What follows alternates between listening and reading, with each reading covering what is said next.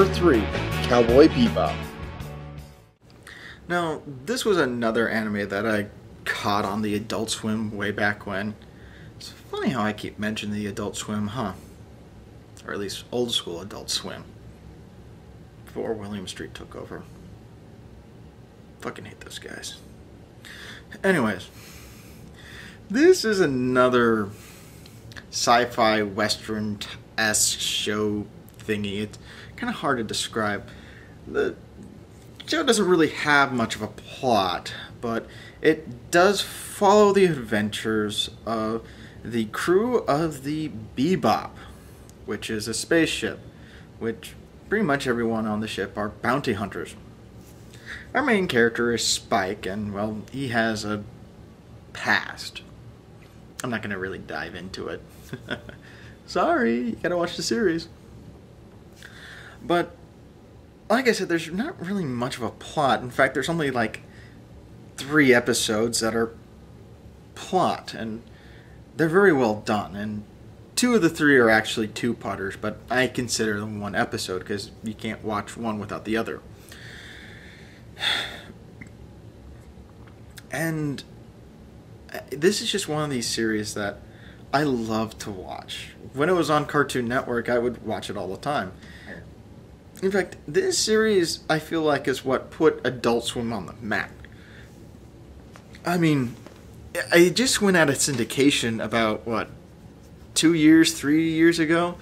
It's pretty much been on the Adult Swim since it came about.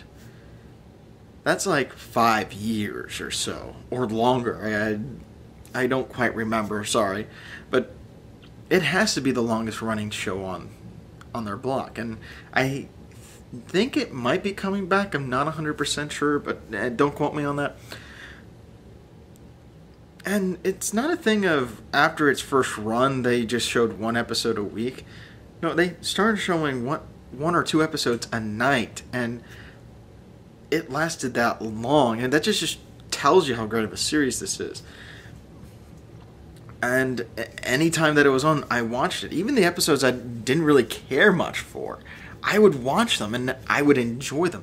This show is just phenomenal. It's again, if I was doing a best of anime, I would have to put that anime on that list. I could not put it on the list.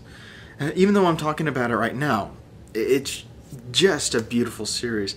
The music is amazing. In fact, I own a couple of the soundtracks, and I do have Real Folks Blue on my iPod. It's just a beautiful song, and I just love it so much.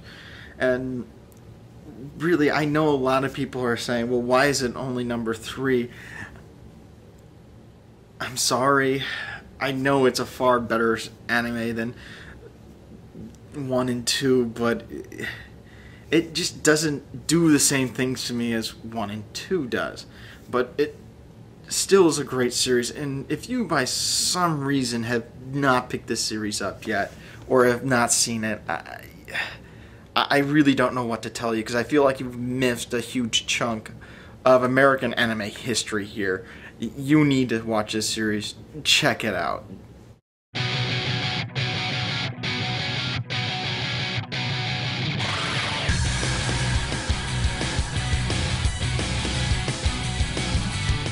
Number 2, Gurren Lagann. There is no explaining this show. There's no explaining this show other than awesome. And now, if I were to try to sit down and talk about the plot and whatnot, it would just come off as really stupid, so I'm really not going to. This is a great giant robot series. I mean, it's just great. And not to confuse it with things like Gundam. Gundam is a mech series. Giant robots is completely different. And these are things like your Go-Getters and shows like that are just, they're just different, trust me. Now, plot-wise, I will say this. It's broken up into really 2 story arcs. The first story arc follows the adventures of Simone, Yoko, and Kamira as they amass an army to take down the evil Beastmen. And the second is, well, story of grown-up Simone and the rest of Team Gurren as they take on their new enemy, the Anti-Spiral. And I think what I really like about this series is the passion. And to quote Jezu Otaku here, passion is what drives this series. It's the passion that the creators have for giant robots. That's the passion that the creators had for making this series. It is the passion of the characters themselves. You just feel it with every scene that there is. It's just chock full of it. And the characters are pretty well developed, actually, for a series like this. I mean, most of the time they're kind of half-assed, but not really here. You understand each and every one of their motivations, and it makes sense for that character. And you will fall in love with the characters and really care about them when things happen. And that's really all I'm going to say about this series, because I really can't say more without giving things away. And to be honest with you folks, if it wasn't for number 1, this is the series that would have pierced the heavens.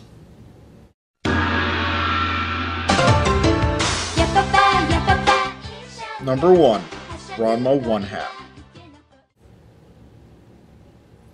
I know what you're probably all thinking.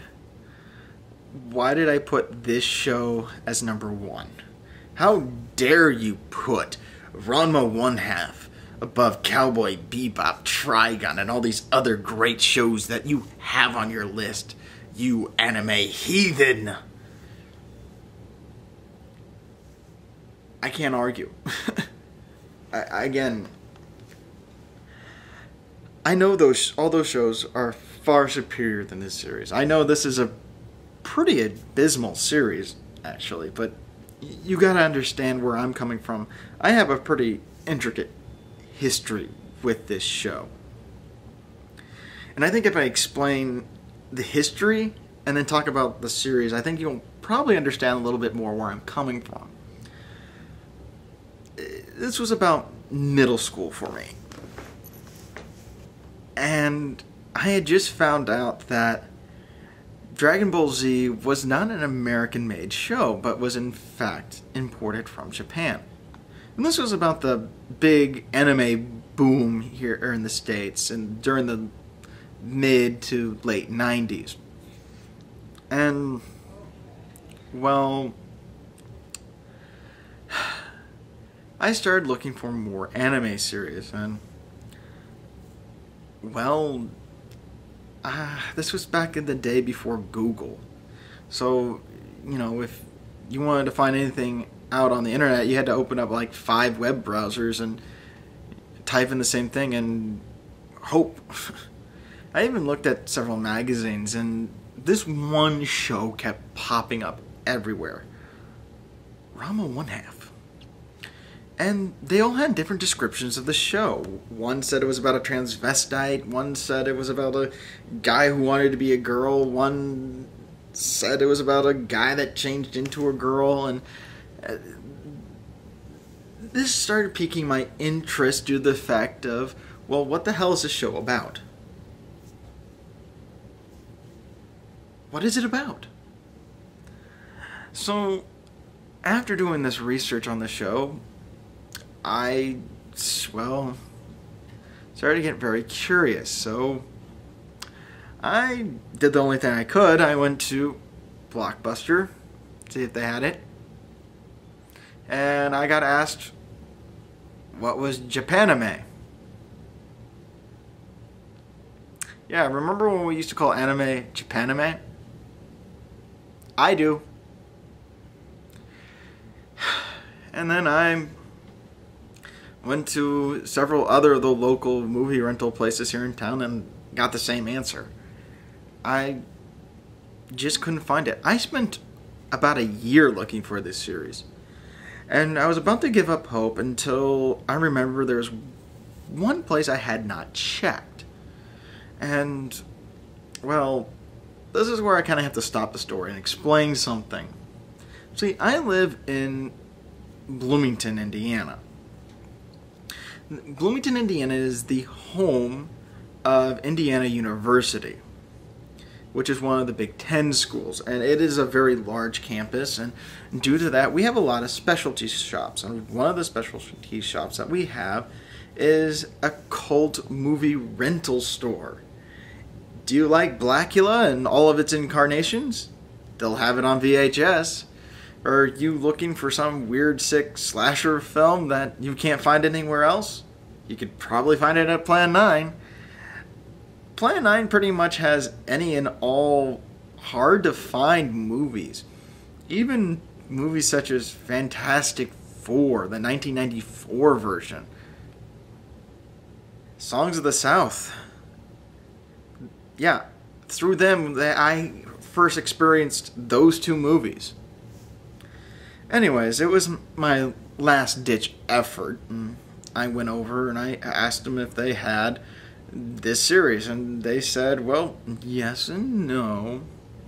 See, they had bootleg copies of the Japanese shows that someone had sent to them. And they told me this, and like, oh, well, okay, so it has subtitles. And I went, no. And I was very confused. I'm like, okay, so how am I supposed to watch it? Well, they handed me the VHS, and they handed me a script and a synopsis of the episodes that are on the tape, and told me good luck. And I sat down and I watched it with my synopsis sheet and my script and watched the series, and it was, well, an interesting experience. And it wasn't until years later, when I was in Japan taking a class on Japanese media, that I found out that this is actually how people watched anime in the late 70s and early 80s, before anime started becoming very popular and translated, dubbed, and put on the American market. So back in those days, if you wanted to watch anime, this was the only way to do it. You would have to make friends with a friend with a friend with a friend who was over in Japan. They would have to videotape or record or what have you the episode, and then write a script or a synopsis. Some people got one or the other, some people got neither. And this is when I realized I actually experienced a part of anime history here in the States. And, well, for some reason that just makes this series all the better to me. Makes it seem like it's just a cut above the rest.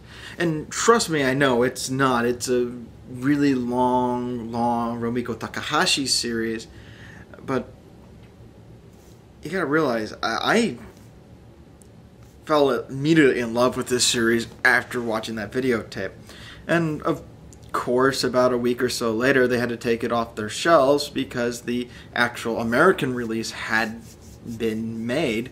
And they had it at Blockbuster due to the fact that some guy donated his entire anime collection to Blockbuster, and which most of it was actually hentai, and they put it in the kids section, which I just got a huge kick out of, because, you know, if you just even read the back of the box, you could obviously tell that it was, you know, animated porn, and they didn't know it. But I watched the American dubbed, and it was good. And then I found out that it was released on DVD a few years later. And I had to buy it. And mind you, this was way back when a DVD box set was $150. There are like 7 seasons. 7 or 8 seasons of this.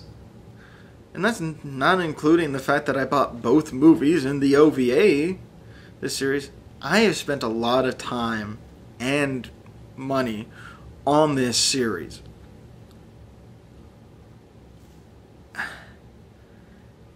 And I know what a lot of people are thinking. Why? Well, let me explain the show now. Because maybe that will give you a better picture of why I like it so much. The show follows the adventures of Ranma and his father Genma as they travel to China for martial arts training. They go to Jusenkyo, which is the Cursed Springs in China. Well, each one of them accidentally falls into a cursed spring, and when they come up, well, Ranma's dad, Genma, is now a panda, and Ranma is a girl. Yeah. Well, and if you think that's bad, it only gets worse, because when Ranma returns to Japan, he finds out that his father has set him up with a fiancé from a friend of his named Mr. Tendo. Mr. Tendo has 3 daughters, and of the 3, they picked Akane, who absolutely hates him. And again, it really only gets worse because now he has to go to school with her, who she hates, and he has his little problem. And this show has a huge cast, and honestly, they're all unique in their own way. They're individuals, and that's what I really think is another one of the draws to this show, is that there is an immense cast, but there's no characters that are really repeated, and it's just fun to watch them interact with one another. And the show is just goofy. They practice a martial art goes anything goes, and it's literally anything goes, from eating to tea ceremonies to just plain old martial arts. There's even gymnastics martial arts. It is just a wild and crazy show. In fact, when I was in high school, I did an entire report on Romiko Takahashi for my final project in English. That's one of my heroes. I even brought Romiko Takahashi in a paper that I had to do for a class I was taking on Virginia Woolf, comparing the two. I mean, it's just been a big part of my life as an anime fan, and I really, really believe 100% that if I would not have found this series or hunted it down or seen it when I did, I would not be the anime fan that I am today, and I probably would not be doing a video like this. Excuse me. So, really, I know that out of all the animes to pick for number 1, this was probably the worst choice, but after telling you how I feel about my history with the series, I really hope that you have some kind of semblance of why I picked it. I know it's not the greatest series in the world, but if it wasn't for this one series, I probably would not be sitting here right now doing a review on anime and things like that. So, with that said, I think I'm going to end the video before I get shot or something. So, this is Omki or Excalibur saying, take it easy, guys. If it's easy, take it twice. Later. The real fuck blues,